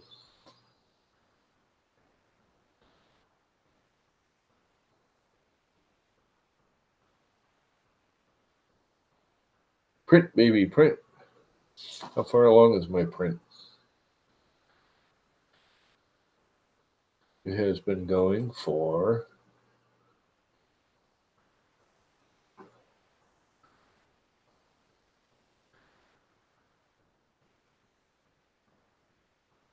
job duration 1 hour and 57 minutes. Time left 1 hour and 27 minutes.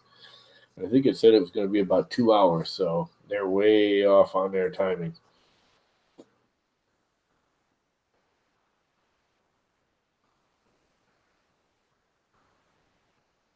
Make it a, oh, what do you got? An ANET fire starter?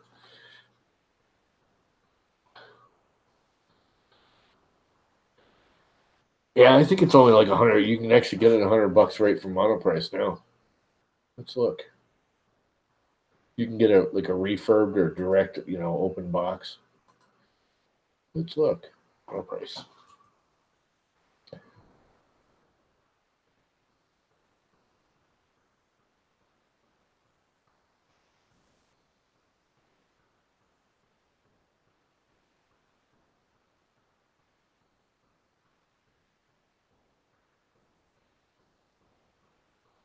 Yeah, I like the new Prusa Slicer too, but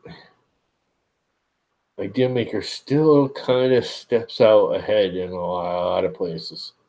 And again, mostly in supports. A few other things. I like the fan controls a lot better on 3D printing and hobbies. Monoprice. Holy crap! I thought that was the mini, and it was like $1,100. That ain't the mini. Monoprice mini, $159. But I think if you scroll down here, they have a. They used to have, if you go right to them, like a refurb open box.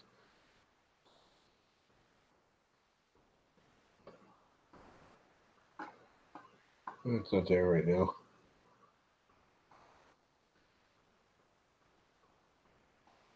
It does a pretty fine resolution.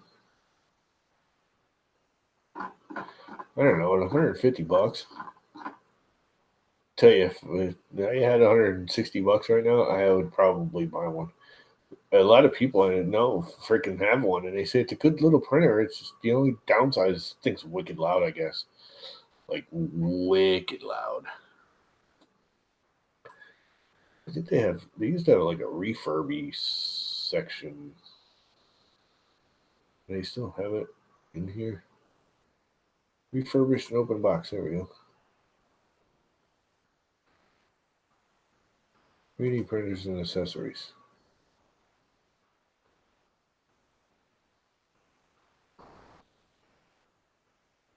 Model Price Maker Ultimate, $3.99.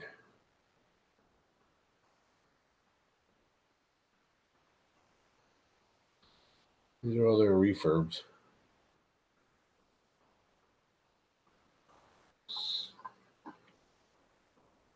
I am on the screen, yes.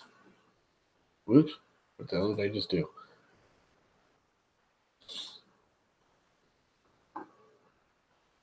So they don't have a refurb Delta.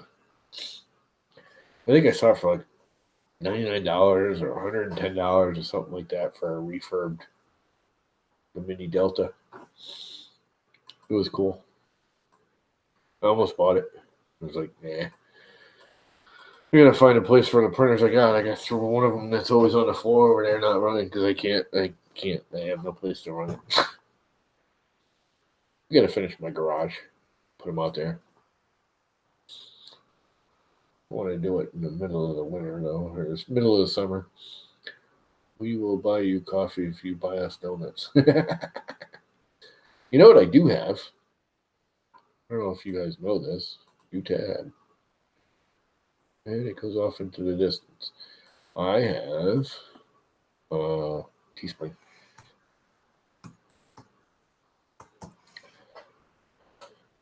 I started doing a let me go to mine. Storefronts. View store. I designed some t-shirts. Because of I started doing this because again I'm having a hard time with income and working. You know, I basically work for myself. I can't really work taking care of both of my parents. And instead of begging and cheating and trying to, doing a Patreon account or something stupid like that, which is just begging for money in my mind. I mean, don't get me wrong, Patreon's not bad for. It just seemed wrong. Anyways, I figured I could do a T-shirt, $17.50, and you could buy a T-shirt, and I get like $3 out of it. Then you can help me. It's a one-time thing. It's not an every month thing like Patreon. Gives me a little help, so I can keep doing what I'm doing. And you get a T-shirt. You actually get something out of the money. And there's other T-shirts. You can get my logo T-shirt. And you can get it. You can get all the other ones too. Comes in all kinds of colors. Kind of like that. I think that's the one I actually ordered. It's kind of stupid. I'm not gonna make any money because I ordered some myself. I ordered one of these, I think, and this is a great T-shirt. I love these two, the two joke ones. This one's the Ultimate 3D Printing Office. You get it, and then this one is Throne of Thoughts. Throne of Thoughts. Let's go to the T-shirt. It's a long sleeve. Some of the greatest minds have sat on this throne. Get it? Throne of Thought. I thought that was funny.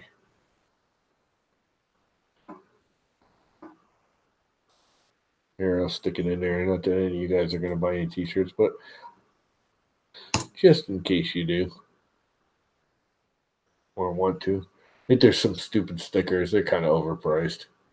The coffee mug I kind of liked it at first, and I realized that the color, like this would be a really cool color. I kind of like that faded maroony, but it's like a wrap color, and the handle's still white. What the whole freaking thing, the color? not just a patch. You know, the handle ends up being white. It just looks hokey to me. I mean, it's still nice. You get it in white, I guess. It's actually not bad. With just the black outline.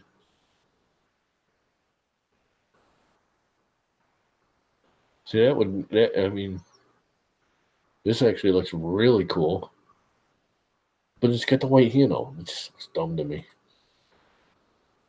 One thing that does look really good is this one. This, like, Dayglow orange.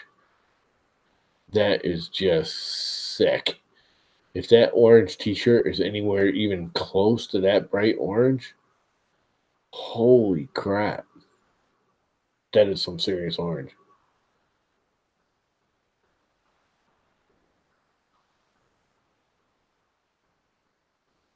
And then you have the Pink Mafia one. Anyway, on that note, it's almost 10 o'clock. And I think I'm going to kill it. How many people are even in here? 5 whole people watching.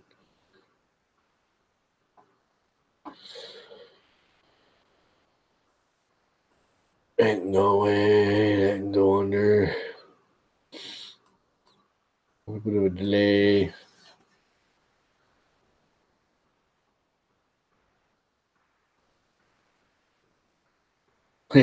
Oh, I know.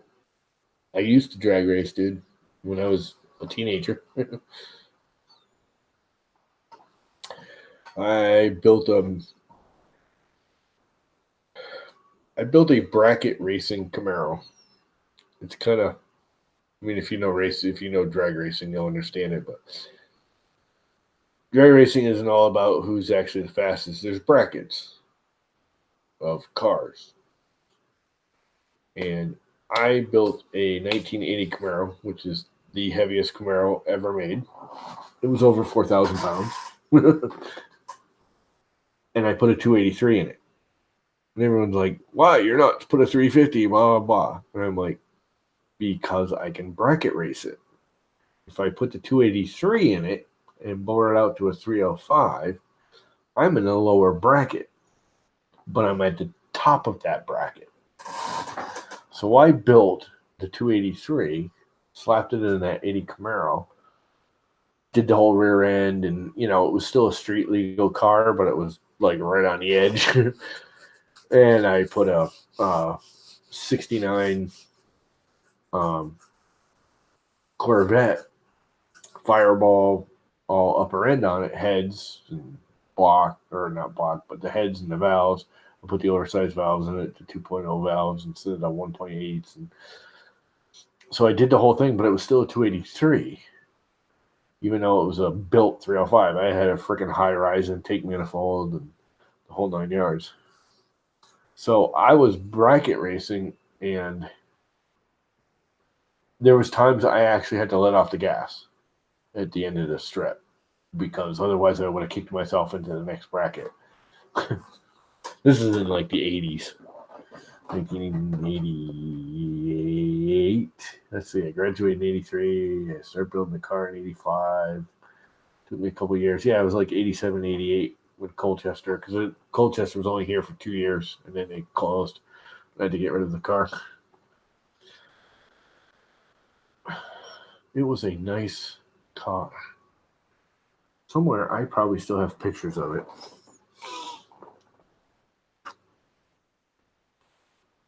What print are you printing? Replica Mongoose? Must be nice. I used to work with a guy that did rails. He used to build rails, mini rails. Rail dragsters. And the front engine ones, which those things are freaking scary. The ones with the engine behind you are much safer and nicer. Move the seat forward, move the engine back. The ones with the old engine right in front of you and you're staring at the exhaust when it blows up. Those things are scary.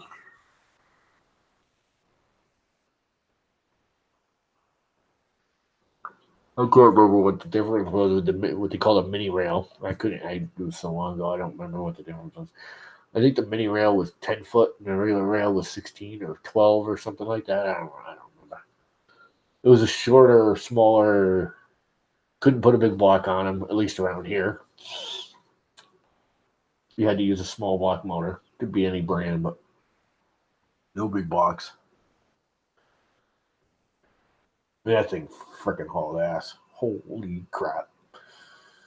My Camaro was pretty fast, even with the 2.8, small motor and a heavy car. It was still a screamer, even in today's standards. Them rails used to take off like a bat out of hell. Those mini rails went almost as fast as a full size because they were so much smaller, lighter. They had a smaller motor on them. I saw a guy, he had a straight six on a mini rail. It's kind of funny. Thing hauled. I did the manifold with the 3 carburetors on it on a straight six. It was the coolest thing. That thing bucked too. It never did great. It never really won, but it was always.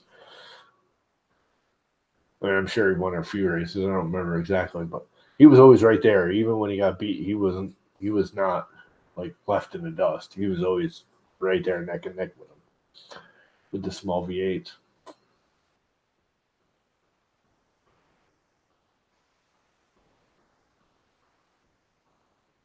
Where's the cheerleaders you should have behind you dancing? Why should I have cheerleaders behind me dancing? Don't get it. Cheerleaders. Yay, yay, go, go. I don't know. I could probably find some porn site if you want. Cheerleader porn site. If you really want to see cheerleaders, I don't know why you would. 77.6% done.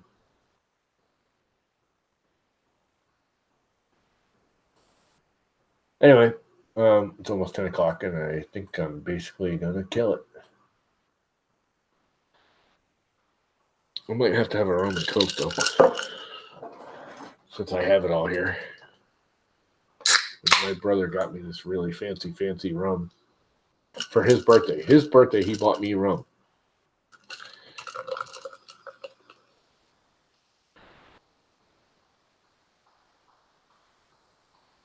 You figure that one out.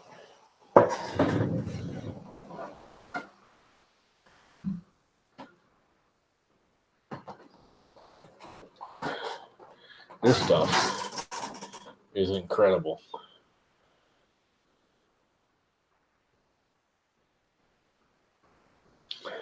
This is really, really, really good rum. Like, noticeably better in any drink you could ever imagine. I can drink it straight. Matter of fact, I might have a half a shot right now just to get myself a little primed up.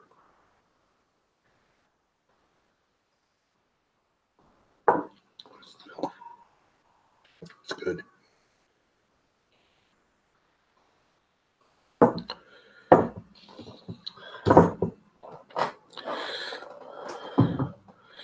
And no, I'm not a big drinker. My last bottle of rum was bought at Thanksgiving. That I just killed, I don't know, a week ago. That's how little I drink. That's why my nose curls when I drink now. Is it 10 o'clock yet? I was going to kill it right at 10 o'clock.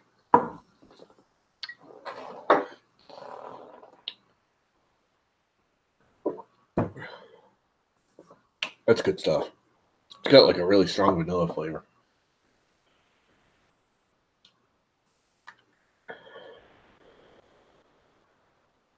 Who's all left in here, anyways? Says there's a whole 5 of you watching.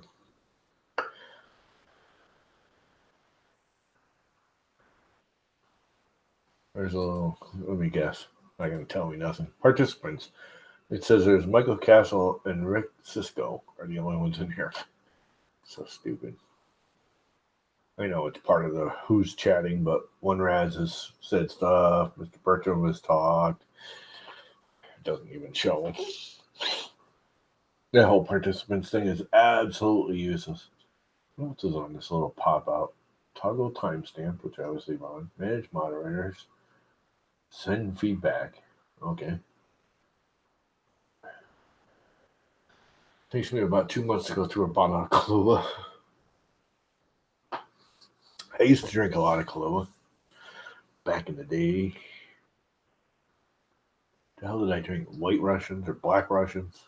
White Russians with just Kahlua and milk, and Black Russians got vodka in it, right? You know how long ago that was. We're talking 80s, 90s, 20, 30 years ago. I used to drink that crap. You know what's good with Kahlua? A mind eraser.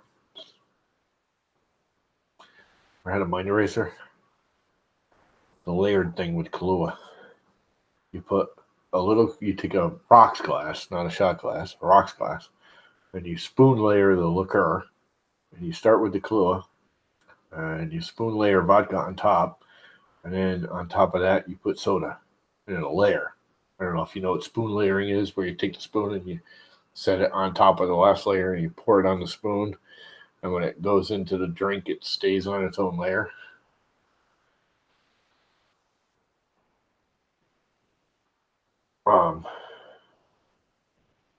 You stick a straw in there all the way down to the Kahlua, and you suck it down in one shot. And all you never taste the vodka. You taste the Kahlua, and you taste the soda at the end, and that's it. Them are good. And there's a reason they call them mind erasers. Because you're doing a shot of Kahlua, a shot of vodka, and basically a shot of soda with every drink.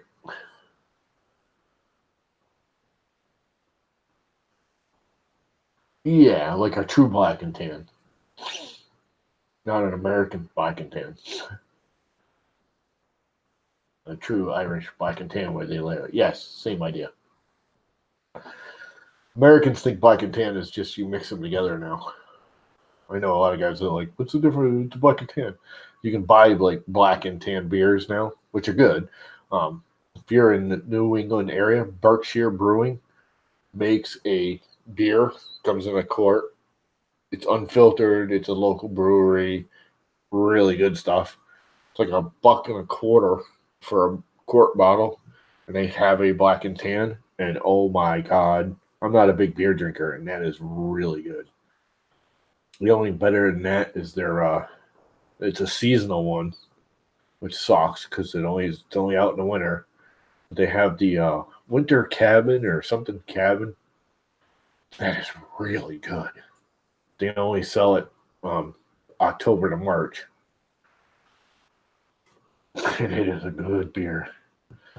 Anyways, it is 1 of 10. And I think I'm going to bang out.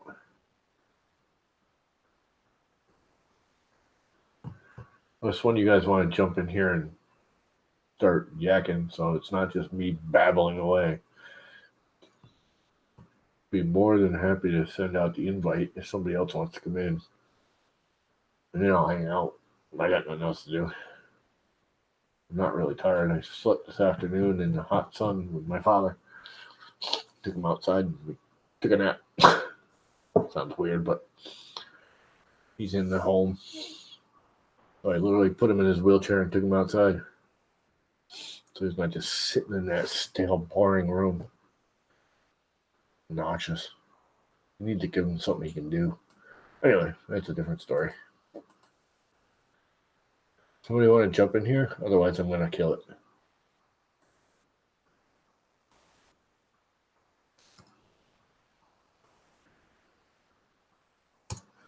There you go. I'll give it a minute or two. No one jumps in. I'll kill it. So I'm about yacked out. But the only thing I'm waiting for is my printer to finish printing.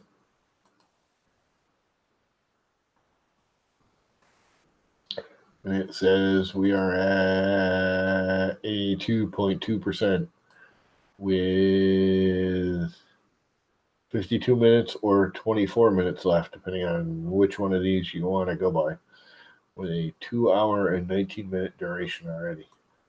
Let me reslice that. and see how long it estimated. Where'd it go? Import model. Oh, I already killed the model. Oh, no, it's here in documents, isn't it? Twisted right here. Repair model.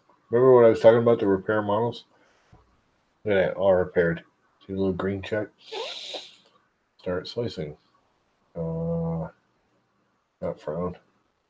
Ideamaker. It didn't change. Ideamaker. There we go. Spiral. On PEI. Yes. So how far off is its actual guesstimation of print time to the real print time? And if I remember correctly, it said like 2 hours. Just short of 2 hours and 47 minutes. Okay. And we have been going for 2 hours and 20 minutes. So if we go by the filament usage, we will be within a couple of minutes, depending on what this thing bouncing around. It's going anywhere from 24 to mid 30s, upper 40s. And this is saying a pretty consistent 49 minutes. Yes, yes, yes. No way. So 2 hours and 47 minutes, what I guesstimated. And we're at 2 hours and 20 minutes. So if it takes it in 27 minutes or less, which the filament usage would be about right, would be almost dead on. And the filament progress would be about 20 minutes over. Or file progress, I should say. That's pretty close. That's closer than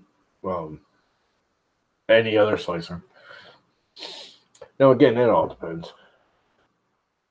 Anyways, all right, I'm going to bail out. Nobody seems to want to jump in here. Later.